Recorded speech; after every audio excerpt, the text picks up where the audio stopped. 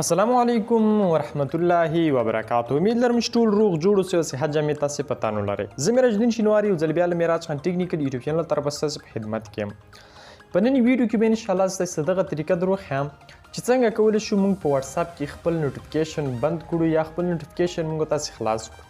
زیاتره ملګري پوښتنه کوي چې موږ ته په واتساپ باندې ډېر زیاتې میسیجې کیږي یا اول ته نوټیفیکیشن بیخي ډېر زیات راځي.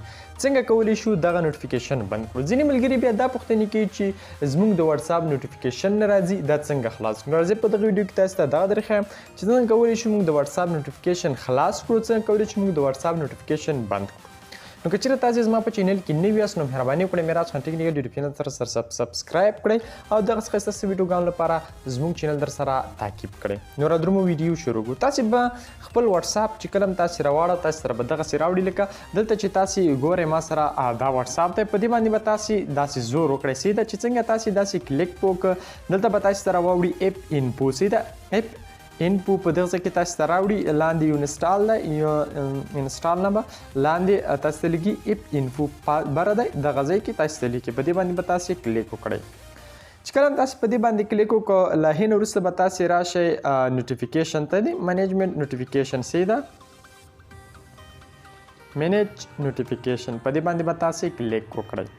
چې کله هم تاسې په دې باندې کلیک وکړل دلته بره تاسې ته راځي الاو نوټیفیکیشن سیده په دې باندې تاسې کلیک وکړئ له تاسې سره به د واتساپ هر ډول نوټیفیکیشن چې دی بند شي. که چېرې تاسې خپل واتساپ ته ور داخله کوئ نو بیا به تاسې ته ښکاري چې دغه کسان تاسې ته میسیج کړي، خو که چېرته مثال تاسې بهر فیسبوک کې یا نور په میډیا یې په یوټیوب ټیک ټاک هر څه کې یاستئ یا همداسې موبایل باندې ډیټا خلاصي نو تاسې ته به هیڅ ډول کوم نوټیفیکیشن نه راځي. که تاسې ته څوک میسیج کا که تاسې ته څوک زنګ وهي دا به هیڅ نه راځي. او که تاسې غواړئ ځینې ملګرو دا غوښتنه کړې وه چې موږ ته چې واتساپ لارې څوک زنګ وهي هغه زنګ موږ ته نه راځي، یعنې موږ که بهر یو که به داخل د واتساپ کې هغه نمبر موږ ته هغه زنګ نه راځي نو دا به ستاسې دا نوټیفیکیشن آف وي دا آن کړئ. دغسې چې آن شو بیا تاسې ته ټول نوټیفیکیشن هم راځي او که چېرته اله وي نوټیفیکیشن راځي او که آف وي بیا نوټیفیکیشن نه راځي. نو په دې هیله چې ویډیو مو راسره خوښه شي.